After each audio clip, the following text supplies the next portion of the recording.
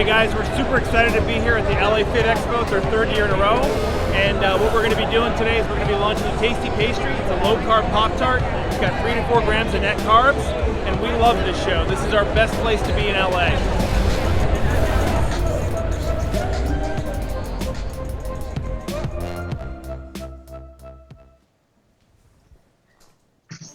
You want to safeguard your health, maximize your immune system, grow muscle, and lose fat faster? Prova Immune is not herbs and spices. It's not a proprietary blend. It's patented. It's a one-of-a-kind product. It's backed by science from the University of Wisconsin-Madison. Prova is a protein antibody. It's different. It's real science and gets real results. Check us out at prova.com. I'm Dave Palumbo, founder of Species Nutrition.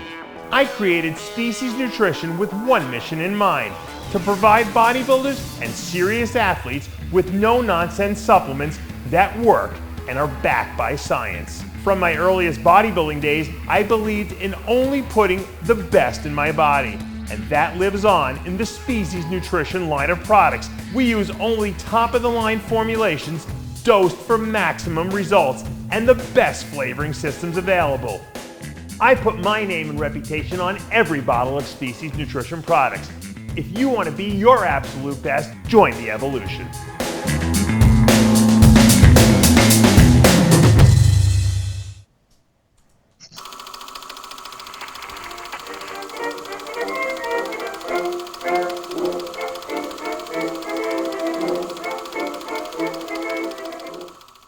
Welcome back to RXMuscle's History of Bodybuilding. I'm Dave Palumbo here with John Hansen, and we're going to talk Mr. America today. And John, first of all, welcome back to the show. Thanks, Dave. Great to be back. Yeah.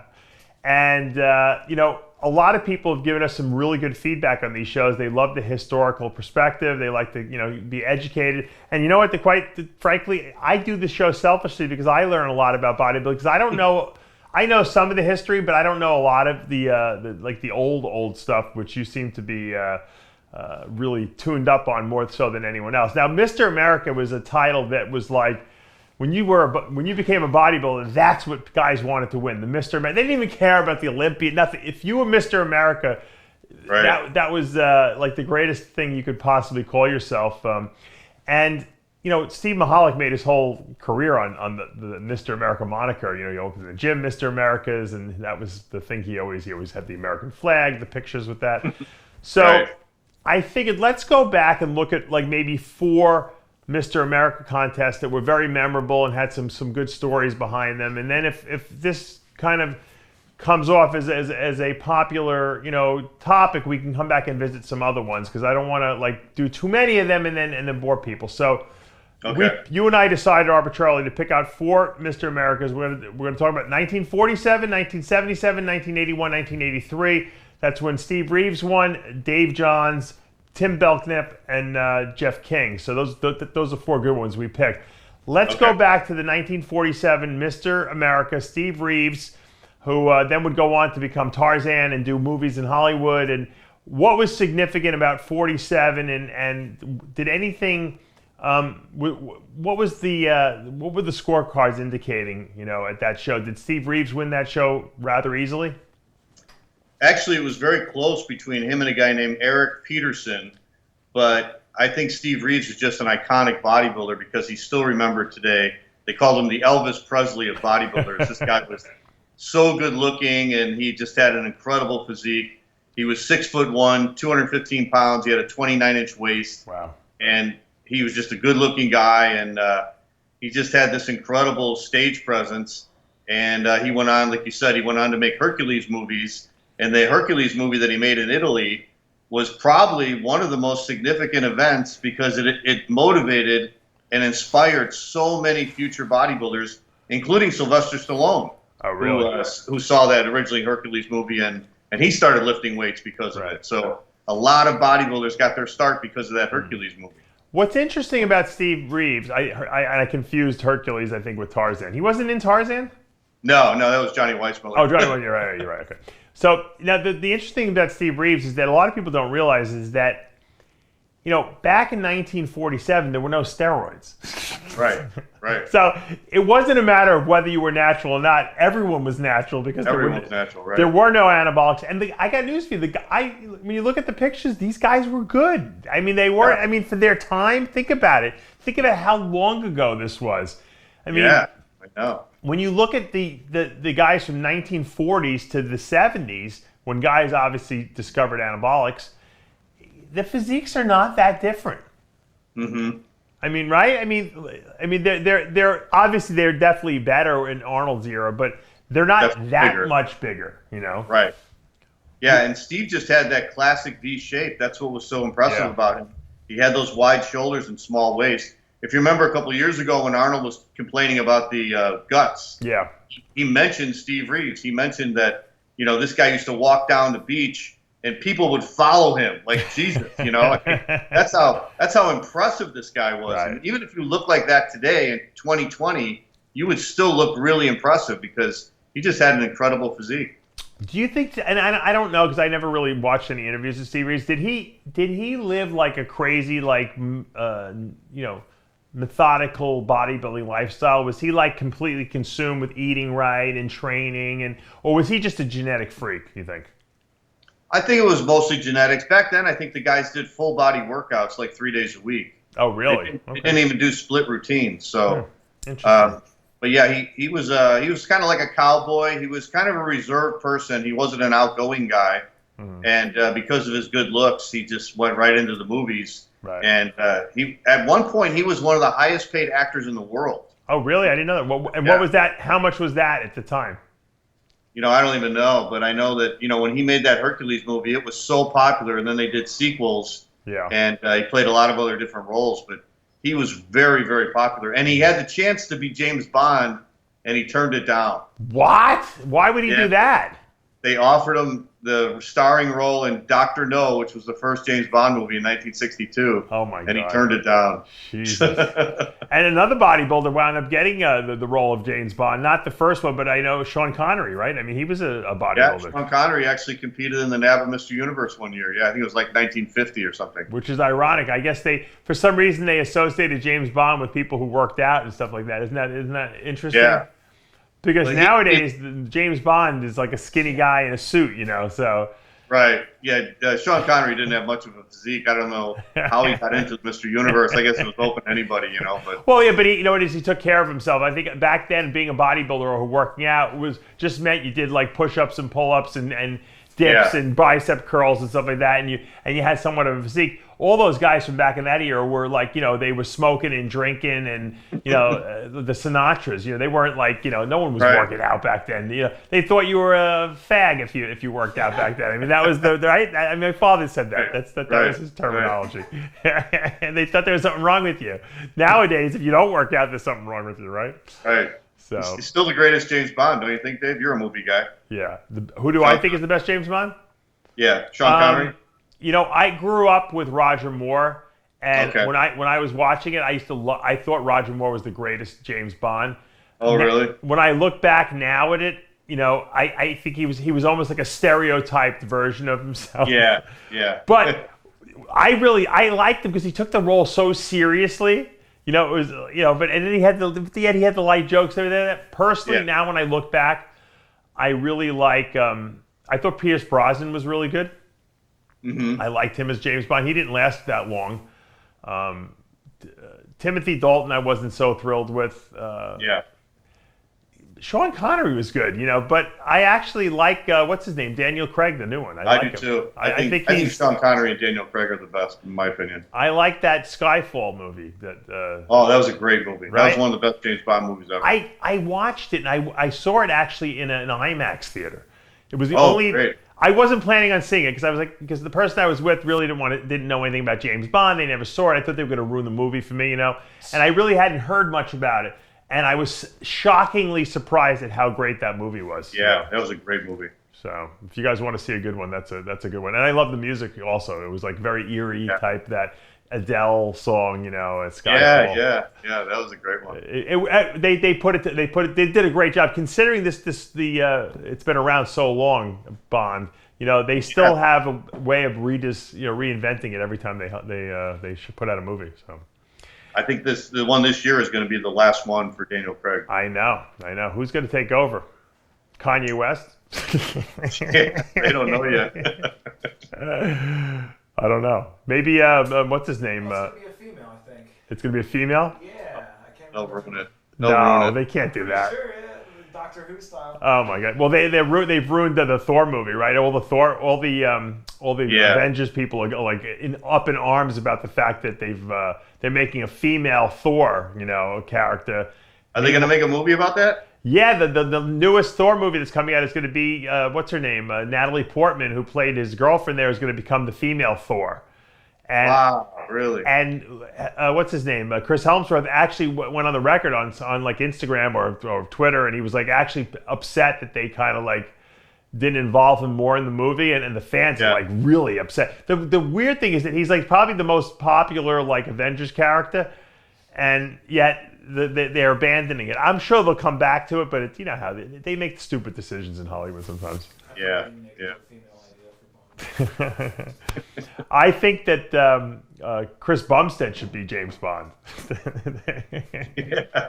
He'd be a good James Bond. All right, let's get back to the Mr. America. So Steve Reeves wins 1947, gets all these film opportunities. Nowadays you win Mr. America, they're like, who? Who are you? Yeah.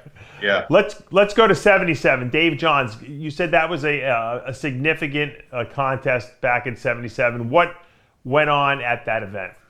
Well, the reason why 77 was such a great year was Ken Sprague, who owned Gold's Gym at the time, was a great promoter.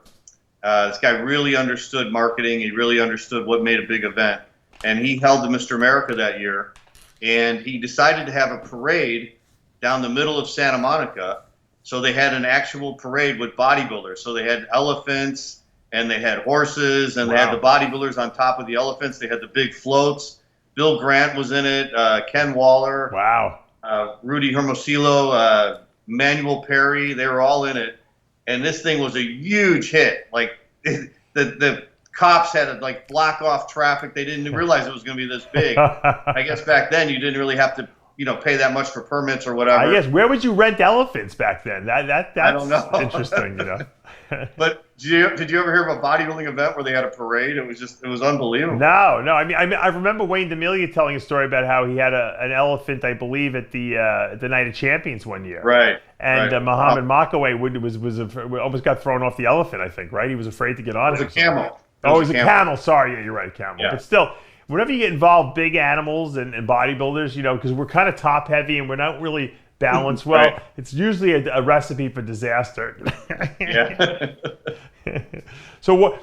Dave Johns, he's a name we really don't know. You never hear that name. You don't hear about him doing anything significant. At least I didn't really know the name very much. What was great about his physique? Who did he beat in that contest? And did he go on to do anything after that? Yeah, Dave was a really big guy. He was very thick. He trained with Bill Pearl, and he took second the year before to Kalman Skalak, who was a popular bodybuilder. Mm-hmm. And I guess Dave heard that in order to win the Mr. America, you got to train at Gold's Gym. So he stopped training at Bill Pearl's gym in Pasadena, and he went over to Gold's Gym in 77, and he won the Mr. California that year, and then he won the Mr. America. He beat out Manuel Perry, who was a really good bodybuilder. He had a lot of promise. Mm-hmm. And speaking of the movies, Manuel Perry went into the movies as a stuntman. Oh, really? Interesting. He was the stuntman for Lou at the Incredible Hulk. Oh. He started off doing that. Right. And then he got into the stuntman business. He's still in the stuntman business to this day. Wow. So he's made a whole career of it. Yeah. Wow. So Dave and Johns. the short class winner was Ron Tufel. You remember Ron Tufel? Yeah, sure. Ron was great. Yeah. So I think Ron Tufel was only 20 years old, 21 years old at the time. Wow. Real thick, great abdominals. But it was not just Dave Johns' physique, I think, that made this event so popular or so noteworthy, I should say. It was just that they had this parade with it, and then the night show was completely sold out. And they had Mae West, who was a screen icon. She came out and gave the award to Dave Johns. So, of course, that made the newspapers all over the country. 60 Minutes covered the show. Oh, wow. It was huge media. So it was. Mae West loved the bodybuilders, right? I remember she did a couple of different things with bodybuilders over the course of her career, right? Right. Yeah, she made a movie called Sextet, where they had That's some. right. Yeah. Who was in that movie with her? Well, Cal Scalak was in it. I Right. think Roger Callard might have been. Maybe Rick Drayson might have been in it also. Yeah, I've seen Rick put up some clips of that or some pictures from that movie. They must have had a ball, those guys, I'm sure, because she was hot shit at the time, and so to be in that movie, it was probably good bragging rights for those guys, I think when she came to the 77 America, I think she was in her 80s. So. Oh, really? Yeah, she was. She was around the 30s, remember? She was I forgot. Yeah, you're right. That is a long time. Yeah. But all right, let's jump ahead to 1981, where the Tim Belknap, who was, I think it's funny because he's the most well known as the type 1 diabetic bodybuilder, because no one was a type 1 diabetic bodybuilder at that time. He probably was such a scientist ahead of his time because he had, back then, no one knew how to manage diabetes. You basically just lived with it until you died from it, And Tim took it as a science, and he made sure that he micromanaged his meals, his insulin usage, and all that stuff because, obviously, it saved his life. Interestingly, Tim was also a boa constrictor breeder, which I found out later from my friend Mike Weitzman, who breeds boas in California. I didn't even know that about Tim, and I've interviewed him before. He never came up in conversation, but he's very well known in the snake breeding world as well. So, who did he beat at the 81? Well, he beat Lance Dreier. So wow. I actually got to see Tim Belknap in Chicago competing, right? Because he won the America in 81, but in 1980. This guy came out of nowhere, Dave. He went into the Junior Mr. Illinois contest, and I talked to a couple guys that went in it. They said Tim was wearing a warm-up suit, and he looked like a big fat kid, so nobody was even looking at him. Because he had that big face, right? He had a very round big face. Afro too. He had the big afro. So he takes his warm-ups off, and everybody's like, "Holy shit!" This guy was. You got to put it in perspective. This is 1980. Right. Guys weren't that big back then. No, I know. What do he weigh? Well, I'm not sure what he weighed at the Junior Illinois, but he won that. He was a little bit smooth. He was a little bit heavy. Yeah. So about 6 months later, he does the Mr. Illinois in November of 1980. Mm-hmm. It's in Rockford. I drive up there from Chicago to see it. I walk into the auditorium. I'm a little bit late. They started the prejudging already. Mm-hmm. Tim is out on stage. He's the only one in the short class. There's only one guy in the short class. Wow. He's standing in the middle of the stage. Unbelievable, like 212, 5'4", ripped, veins on his legs. The audience was like a church. It was completely silent. I walked in, people's jaws were on the floor. How old is he? Through the mandatories, and he looked incredible. He looked better than most of the pros. How old was he at that time? I think he was born in '59, so 21. Oh, wow. You know what the funny thing is? I'm positive of the fact that, and he probably didn't even realize it, but I'm sure all his exogenous insulin use for his diabetes definitely was acting as an anabolic, stimulus. Because think about it, there was no GH back then. Guys used anabolics, but no one used high dosages. And then here he is taking exogenous insulin, micromanaging his diabetes, probably getting a huge anabolic boost from it, I'm sure. Oh, absolutely, yeah. So Dave, nobody looked like this guy. When I saw him in 1980, and then he won the Midwest Open like a few months later in 1981 in March. Right. He was a total freak. No one looked like this guy at all. He had legs like Tom Platz. Wow. And his arms had to be 21 inches. I remember when he went to do a side tricep pose, he had to throw his arm back, and he's holding it by like one finger. That's so big he couldn't even move, And remember then they had the podiums, the posing platforms? Yeah.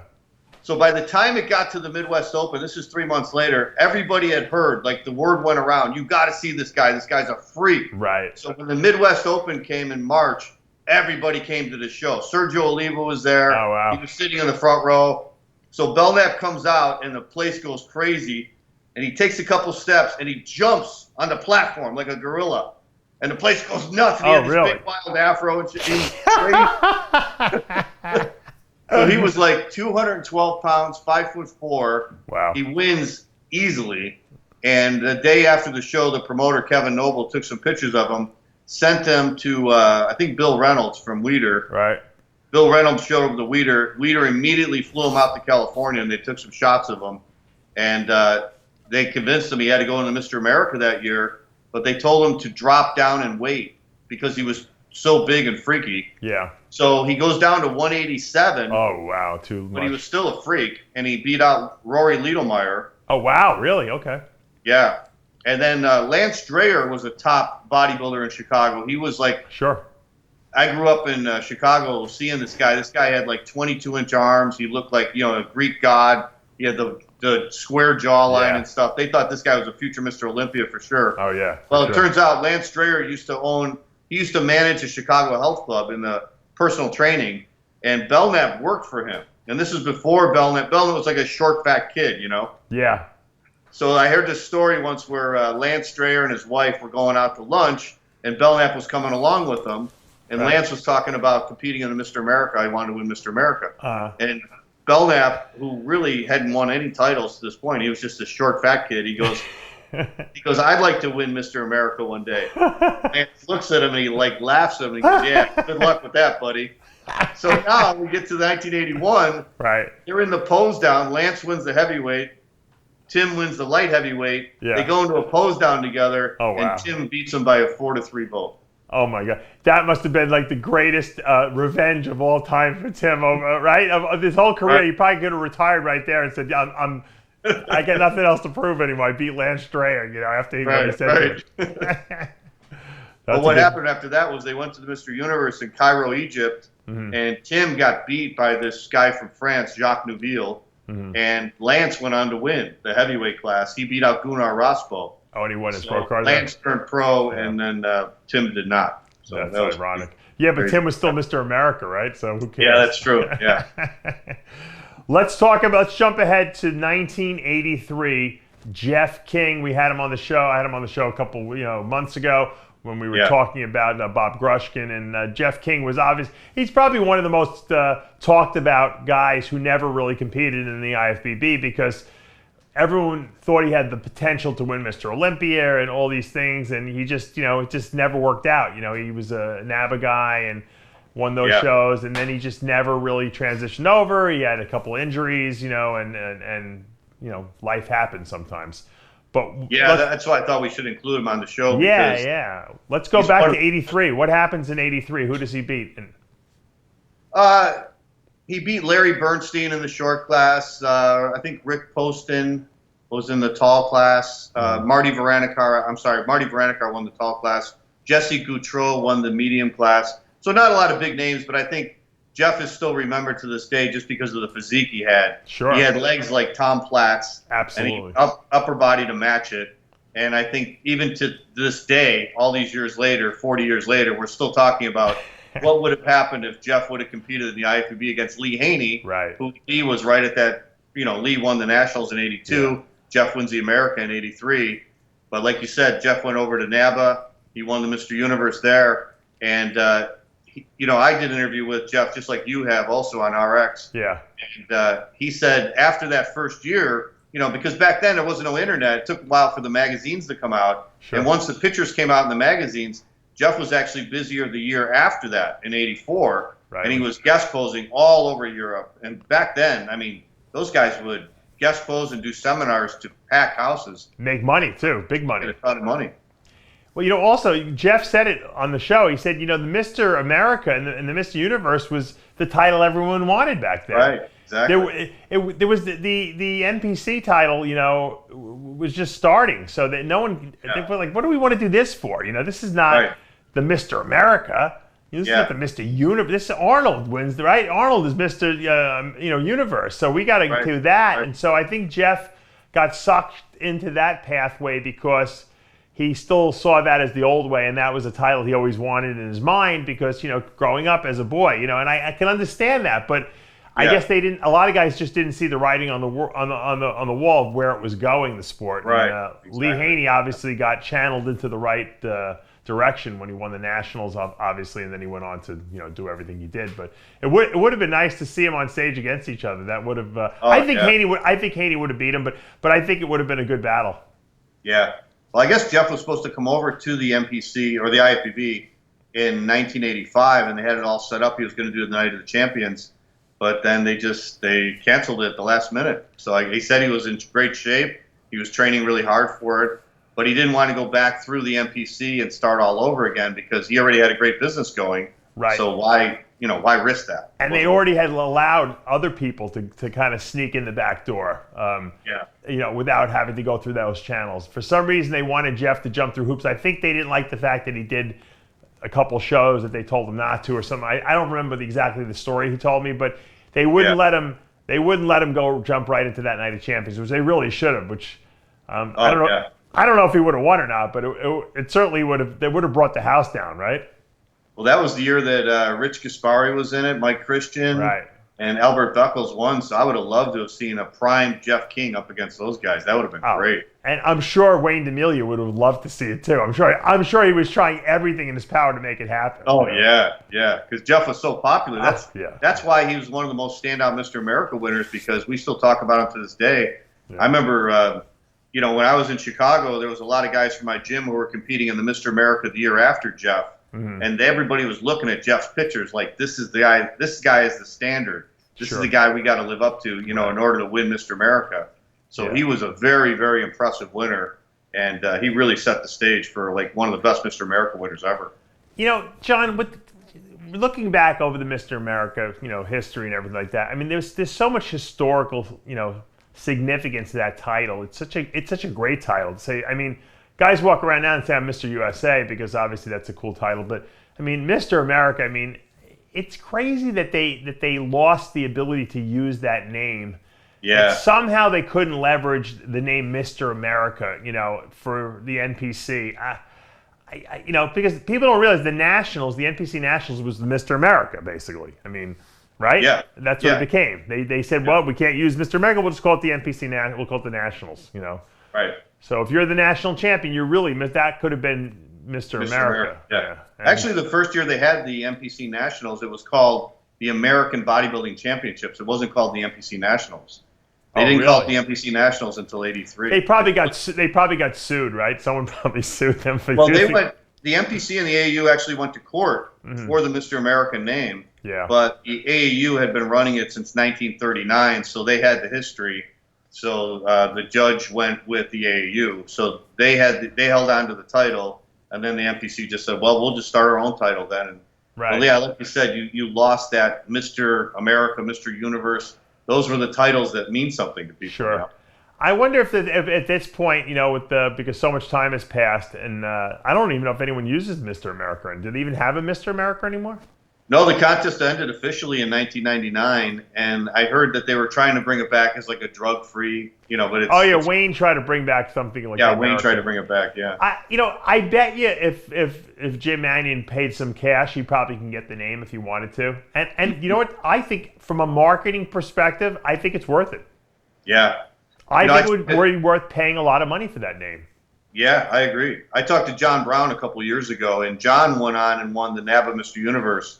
And he told me the same thing. He knew, John was a smart guy. He knew how important it was to have that title, because now when he goes out to the general public and he says, I'm Mr. Universe. Remember a couple of years ago they did a story on John Brown's kids who were football players? Yeah, they're great football players, yeah. Yeah, and I think it was for Real Sports, right, on HBO. Yep.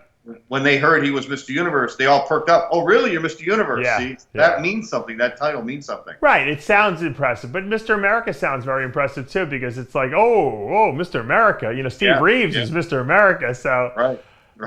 I think it would be something to definitely to look into down the road. I think it would be great if they could resurrect the title. But John, I love doing these historical perspectives. If anyone has ideas for topics and they want to submit it, put them in the comments below or contact John and I individually, and we'll be more than happy to go back and look at different contests and different eras in bodybuilding, because I find it exciting, and it's good to know the history of the sport that you're spending, all your time and effort, working out, competing in, and you have to know where you came from if you want to move forward and evolve into a better bodybuilder. So, John, thanks for joining us again today. And, thank you, Dave. We will certainly see you back. Are you going to be in Tampa for the Tampa show? Yeah, like I was saying, it's right down the street from me, so I'll be out there. I'll be checking it out. All right. So we'll have to get an official wrap-up from John Hansen after the show. Maybe we'll get you on Heavy Muscle Radio on the Monday after the show, so you can tell us, go through what happened and give us the analysis of everything in person. Absolutely. All right, guys. That's going to wrap it up for this edition of RX Muscle's History of Bodybuilding. I'm Dave Palumbo with John Hansen. We'll see you next time.